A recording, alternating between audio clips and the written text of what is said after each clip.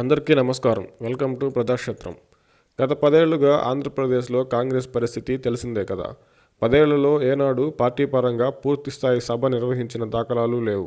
అప్పుడప్పుడు కొన్ని జిల్లా కేంద్రాల్లో పార్టీ మీటింగ్లు, ధర్నాలు చేపట్టిన కాంగ్రెస్ పార్టీ పదవుల్లో ఉన్నవారు మినహా ప్రజలు అటువైపు కన్నెత్తి కూడా చూడలేదు.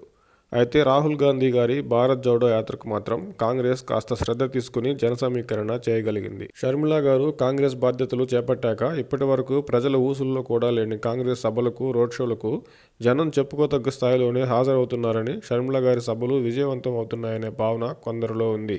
అయితే ఆంధ్రప్రదేశ్ కాంగ్రెస్లో ఏ విధమైన మార్పు వచ్చిందని జనం మద్దతు తెలుపుతున్నారు.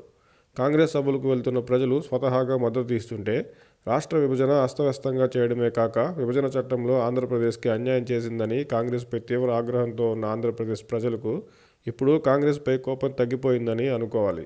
అలా కాని పక్షంలో కాంగ్రెస్ సభలకు వస్తున్న ప్రజలు కేవలం షర్మిల గారి ప్రభావంతోనే వస్తున్నారని అనుకోవాలా, లేకపోతే షర్మిల గారికి అదృశ్య శక్తులు లేదా వైసీపీ లేదా టీడీపీ పార్టీలు ఏవైనా మద్దతు ఇస్తున్నాయా అనుకోవాలి. ఏది ఏమైనా షర్మిల గారి సభలకు వస్తున్న ప్రజలు వైసీపీ వ్యతిరేక ఓటుగా, ప్రభుత్వ వ్యతిరేక ఓటుగా చూడాలి. ఎందుకంటే షర్మిల గారు ప్రధానంగా వైసీపీని, జగన్మోహన్ రెడ్డి గారిని, ప్రభుత్వ పనితీరుని తీవ్రంగా విమర్శిస్తున్నారు.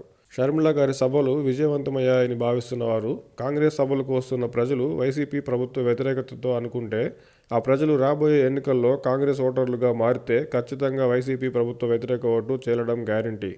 అది ఏ మేరకు వైసీపీకి లాభమో, టీడీపీకి నష్టమో ఎన్నికల అనంతరమే తెలియాలి.